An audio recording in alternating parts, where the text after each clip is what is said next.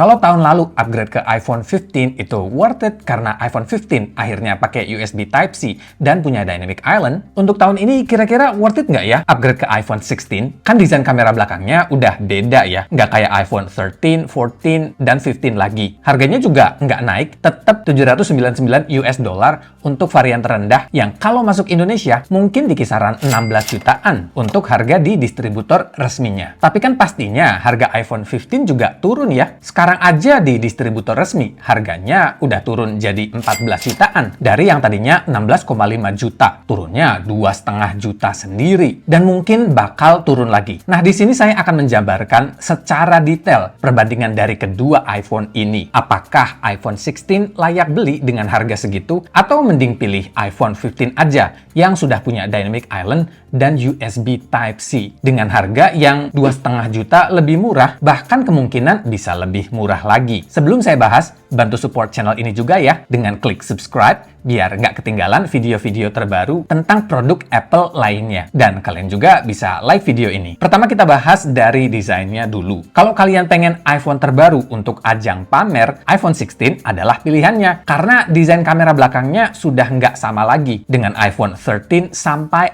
iPhone 15. Desain kamera sejajar ini dimaksudkan agar iPhone 16 bisa merekam special video dan mengambil special foto yang bisa ditonton dengan Apple Vision Pro. Nilai plusnya, orang-orang jadi tahu kalau kalian punya iPhone 16 terbaru hanya dari posisi kamera belakangnya aja. Untuk ukuran layarnya sendiri ini masih sama ya kayak iPhone 15 dan 15 Plus. Dan untuk pilihan warnanya, jujur, saya suka banget dengan warna-warna iPhone 16 dan iPhone 16 Plus ini. Saya penggemar warna biru dan ultramarine pada iPhone 16 dan 16 Plus itu cakep banget. Warna hijau tealnya juga bagus banget ya. Pokoknya elegan banget deh. Dan warna pink tahun ini juga itu lebih dark, nggak kayak warna pink di iPhone 15 yang agak pudar. Kalau untuk white dan black sih sama aja ya. Untuk layar depannya juga sekarang sudah pakai ceramic shield generasi terbaru yang diklaim jadi yang terkuat dibandingkan dengan layar depan pada smartphone lainnya. Jadi bagi kalian yang clumsy atau suka jatuh-jatuhin iPhone-nya, mungkin iPhone 16 ini lebih cocok buat kalian.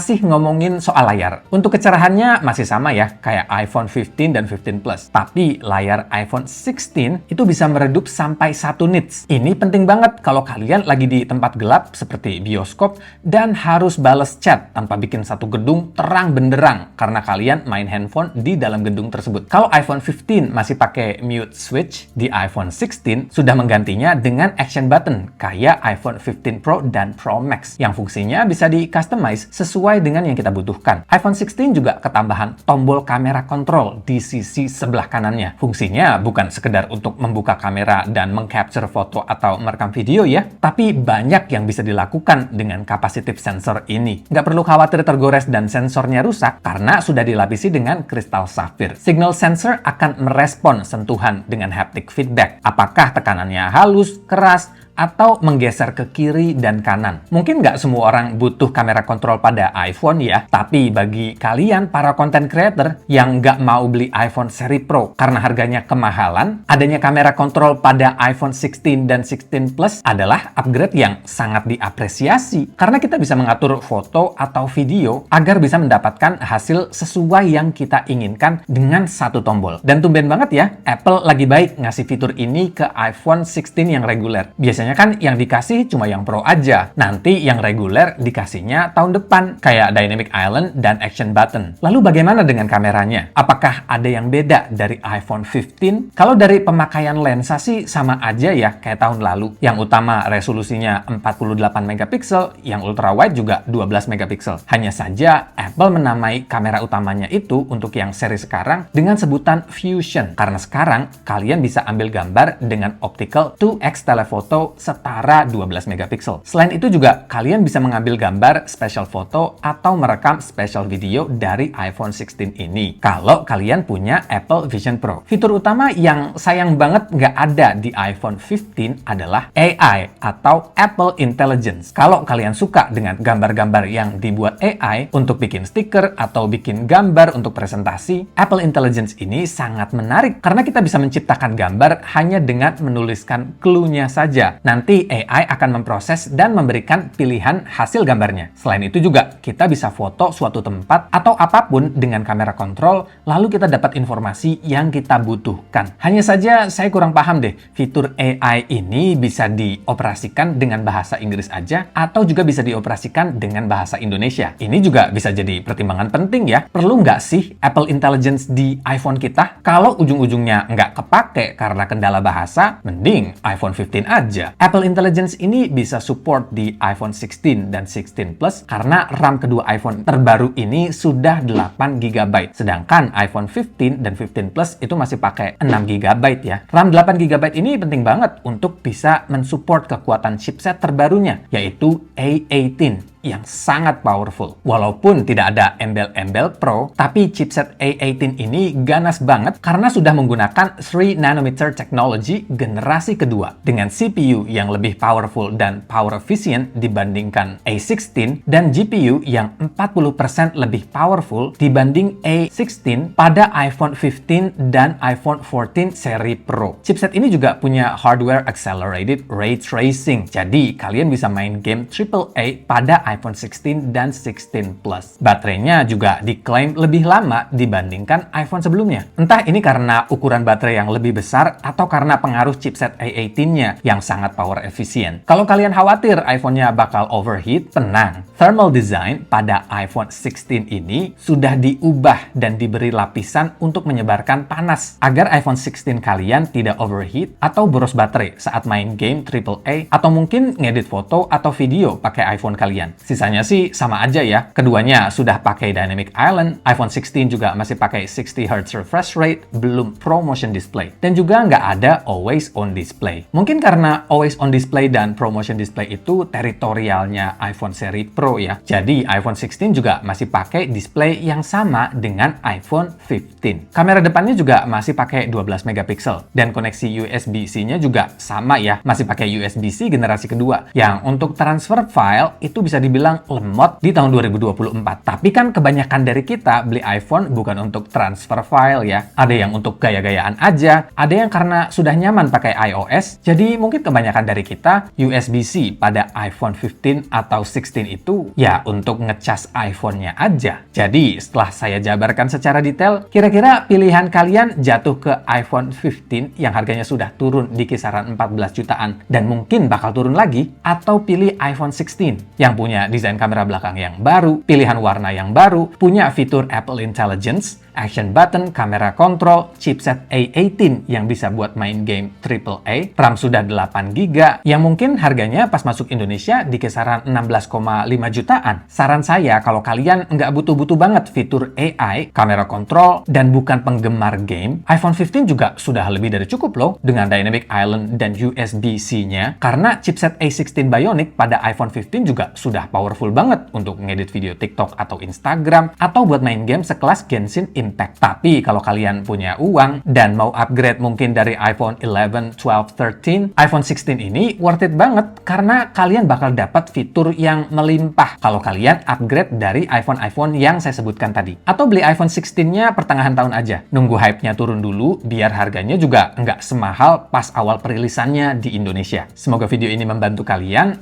Terima kasih sudah menonton dan sampai jumpa di video berikutnya.